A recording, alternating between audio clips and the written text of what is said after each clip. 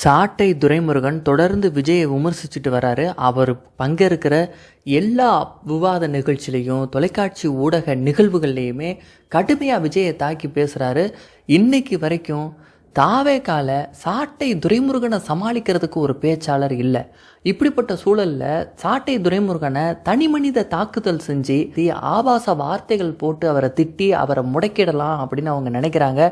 அவரோட புகைப்படங்கள்லாம் கேலியாக சித்தரிச்சு ஒரு பெண் போல சித்தரிச்சு நிறைய சமூக வலைதளத்தில் பரப்பி விடுறாங்க. ஆனால் இதுக்கெல்லாம் அசராமல் தொடர்ந்து சாட்டை துரைமுருகன் தாவேகாவோட தற்குறித்தனத்துக்கு எதிராக நடிகர் விஜயினுடைய லாப அரசியலுக்கு எதிராக தொடர்ந்து பேசிக்கிட்டு தான் இருந்தாரு. இப்ப கடைசியா கெஞ்ச ஆரம்பிச்சிட்டாங்க, தயவு செஞ்சு விஜயை பத்தி பேசாதீங்க, எங்க கட்சியை பத்தி பேசாதீங்க அப்படின்னு கெஞ்ச ஆரம்பிச்சிட்டாங்க. கெஞ்சி கதறின அந்த தாவேகா அணில்களுக்கு தான் காணொலியிலேயே ஒரு பதில் சொல்லியிருக்கிறாரு துரைமுருகன். சாட்டை சேனலில் பேசுவதை நிறுத்த வேண்டும். அவருக்கு நேரடி சவால். பேசக்கூடாது. அவர் பேசினா ரொம்ப பேசுவாருங்க, சாட்டையில் போட்டு அடிக்கிறாருங்க, ஆள ஆரம்பிச்சிட்டாங்க. சாட்டில் பேசக்கூடாதான், வேற சேனலில் பேசணும். நான் எங்கே பேசணும், அந்த சேனலில் பேசணுமா இந்த சேனலில் பேசணுமா அப்படிங்கிறத என் பொண்டாட்டி சொன்னாலே கேட்க மாட்டேன், நீ சொல்லி எப்படா கேட்பேன். சாட்டை இனிமேல் வீடியோ போடக்கூடாது, சாட்டை சேனலில் பேசக்கூடாது, என் காலில் விழுங்கடா. மாலை முரசு மக்கள் அரங்க விவாத நிகழ்ச்சியில் சாட்டை துரைமுருகன் நாம் தமிழர் கட்சி சார்பாக பங்கேற்று பேசினார். பிற கட்சி சார்பாகவும் பலர் பேசுறதுக்கு வந்திருந்தாங்க. பேச்சாளர்களுக்கு எல்லாருக்குமே பொன்னாடை போற்றப்பட்டு நினைவு பரிசு கொடுக்கப்பட்டது. ஆனால் அண்ணன் சாட்டை துரைமுருகன் மட்டும் பொன்னாடை போத்துறதை ஏற்றுக்கொள்ளலை. இன்னைக்கு தமிழ்நாட்டில் இருக்கக்கூடிய பல கட்சிகளுக்கு மத்தியில் ஒரு தனித்துவமான கொள்கையை கொண்ட கட்சியாக நாம் தமிழர் கட்சி இருக்கு. நாம் தமிழர் கட்சியின் கொள்கையின் அடிப்படையில் பொன்னாடையை போற்றி கொண்டு மாலையை சூடி கொண்டு வாழ்கிற கோஷத்தை ஏற்றுக்கொள்றதுங்கிறது கிடையாது.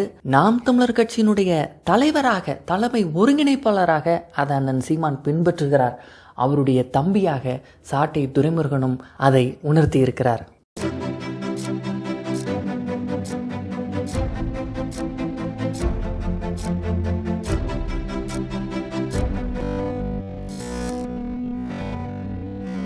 மூத்த பத்திரிகையாளர் தராசு ஷாம் பொதுவாக நாம் தமிழர் கட்சிக்கு ஆதரவாக பேசுறதுல அண்ணன் சீமான் தமிழக அரசியலில் ஏற்படுத்தி இருக்கக்கூடிய தாக்கத்தை பற்றி அவர் ஒரு நாளும் வாய் திறந்ததில்லை.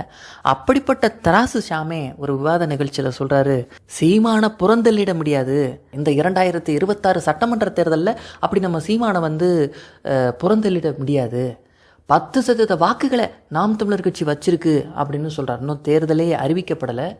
ஆனால் நாம் தமிழர் கட்சிக்கு 10% வாக்கு இப்போவே இருக்குது. அதுவும் அந்த வாக்குகள் ப்ரூவ்டு வாக்கு, நிரூபிக்கப்பட்ட வாக்கு சதவீதம் அப்படின்ட்டு தராசு ஷாம் அவர்கள் நாம் தமிழர் கட்சி குறித்து பேசுகிறார். திமுக அதை தாண்டிய கட்சிகள் வரிசையில் இருக்கும். சீமானே விட்டுட்டு களத்தில் விட்டுட்டு பேசுகிறாங்க. அவருக்குன்னு ஒரு ஓட்டு வங்கி இருக்குது, 10% இருக்கு. இன்னும் சொல்ல போனால் விஜய் ஓட்டு வங்கியை கூட சீமான் ஓட்டு வங்கி ப்ரூவ்டு.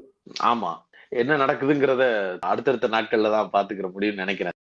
மற்ற அரசியல் கட்சிகளை பொறுத்தவரை இன்னைக்கு தமிழ்நாட்டில் 2026 சட்டமன்ற தேர்தலில் எந்தெந்த கட்சியோடு கூட்டணி சேரப்போகிறது அப்படிங்கிறது ஒரு பெரிய கேள்விக்குறியாக இருக்குது. ஆனால் நாம் தமிழர் கட்சி தனித்து தான் போட்டி அப்படிங்கிறதுல உறுதியாக நிற்கிது.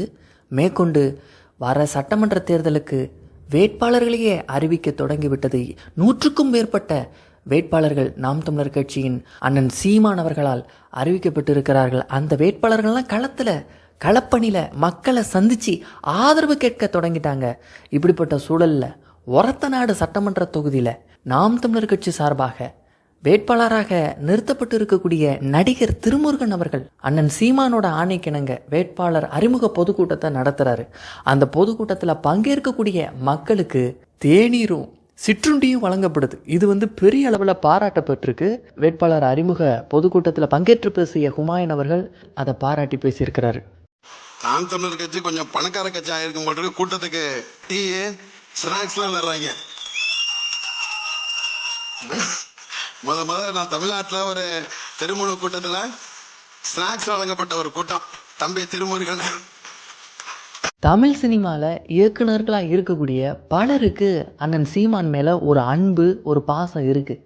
ஒரு நன்றியோட அண்ணன் சீமானை பார்ப்பாங்க. ஒவ்வொரு பொது நிகழ்வுலையும் அண்ணன் சீமான் வரும்போது எந்திரிச்சு நின்று மரியாதை கொடுத்து ஒரு நன்றி உணர்வோடு அவரை பார்த்து கையெடுத்து கும்பிடுவாங்க. அது பட வாய்ப்புக்காக, இயக்குனர் வாய்ப்புக்காக, சினிமா வாய்ப்பு தேடி சென்னைக்கு வந்தவங்க பலர். ஆனால் தங்குறதுக்கு இடம் இல்லாமல், சாப்பிட முடியாமல், காசு இல்லாமல் பட்னி கிடந்தவங்க பலர். அப்படி வந்தவங்களுக்கெல்லாம் உணவு போட்டு அவங்களோட பசியை ஆற்றினதில் விஜயகாந்துக்கும் பங்கு உண்டு, அதற்கு அடுத்ததாக அண்ணன் சீமானுக்கு பங்கு உண்டு. அதை ஒரு இயக்குனர், பிரபல இயக்குனர் பகிர்ந்துக்கிறாரு. அன்னைக்கு தான் அவன் போயிருப்பான், டேய் தம்பி நல்லா சாப்பிட்டா, சாப்பிடணும்டா, சாப்பிட்டு நல்லா உடம்பு தம்ப வச்சுக்கடா, அப்போதான்டா வேலை தேடி அலைய முடியா அப்படின்னு சொல்லி வந்து பல இயக்குனர்கள் அங்கே இருந்திருக்கோம். ராசு மதுரவன், சீனராமசாமி என்ன, இவங்க எல்லாருமே வந்து அங்கே இருந்தவங்க. அங்கேருந்து இயக்குனர், அது ஒரு பற்ற மாதிரி அங்கேருந்து இயக்குனரானவங்க பல பேர் இருக்காங்க. அதனால தான் சினிமாக்குள்ளே மட்டும் சீமான் மேலே நாங்கள் இவ்வளோ பேர் வந்து கட்சி கிச்சி அப்படிங்கிறதெல்லாம் வந்து உங்கள் பக்கம். ஆனால் ஒரு அன்புனால எங்களெல்லாம் அடிமைப்படுத்தி வச்சதில் சீமானனுக்கு ஒரு மிகப்பெரிய பங்கு இருக்குது. அந்த நன்றியை வந்து சினிமாவில் அவர் வீட்டில் வாழ்ந்த பல பேர் வந்து சத்தியமாக மறக்க மாட்டாங்க. ஏன்னா அன்னைக்கு பசிலையும் இசிலையும் இருந்தப்போ எங்கள் அண்ணன் நினச்சிருந்தா அது ஏற்பாடு பண்ணிக்கிட்டு அது சந்தோஷமாக இருந்திருக்கலாம்.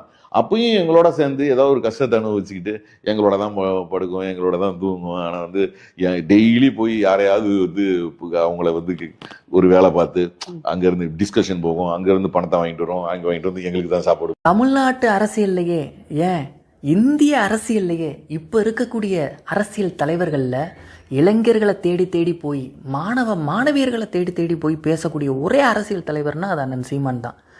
முன்னாடி வந்து கல்லூரி விழாக்களில் அரசியல் தலைவர்கள் பங்கேற்கலாங்கிற அனுமதி இருந்தப்ப ஒவ்வொரு கல்லூரி ஆண்டு விழாக்களில், கல்லூரி விழாக்களில் அண்ணன் சீமான் போய் இளைய தலைமுறை பிள்ளைகளை அரசியல் படுத்திக்கிட்டு இருந்தார். நல்ல அரசியலை, தூய அரசியலை, ஒரு மாற்று அரசியலுக்கான விதையை அந்த இளைஞர்களின் மனத்தில் விதைச்சிக்கிட்டு இருந்தார். அது பெரிய அளவில் விருட்சமாக வளர்றதை பார்த்து பொறுக்காமல் இந்த திராவிட அரசு இந்த மாதிரி அண்ணன் சீமான் கல்லூரி விழாக்களில் பங்கேற்கிறதுக்கு தடை போட்டது. இப்போ வந்து சமீபத்தில் தேர்தல் நெருங்கிறதுனால தந்தி தொலைக்காட்சி சார்பாக ஒரு நிகழ்ச்சி, அந்த மாதிரி வந்து அரசியல் தலைவர்கள் எல்லாம் மாணவர்களை சந்திக்கிற மாதிரி, மாணவர்கள் கேட்கக்கூடிய கேள்விகளுக்கு பதில் சொல்கிற மாதிரியான ஒரு நிகழ்ச்சியை நடத்துனாங்க. அதில் ஆகச் சிறப்பாக அண்ணன் சீமான் ஒவ்வொரு கேள்விக்கும் சரியான பதிலை கொடுத்தார்.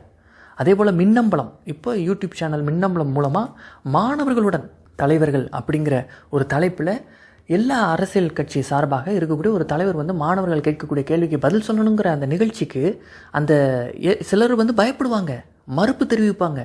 மற்ற கட்சிகளுக்கெல்லாம் சார்பாக அந்த கட்சி தலைவர் வரல, ஆனால் நாம் தமிழர் கட்சி சார்பாக யார் வரீங்கன்னு அந்த மின்னம்பலம் தொடர்பாக கேட்கும்போது நானே வரேன்னு ஒப்புக்கொண்டு வந்தவர் அண்ணன் சீமான்.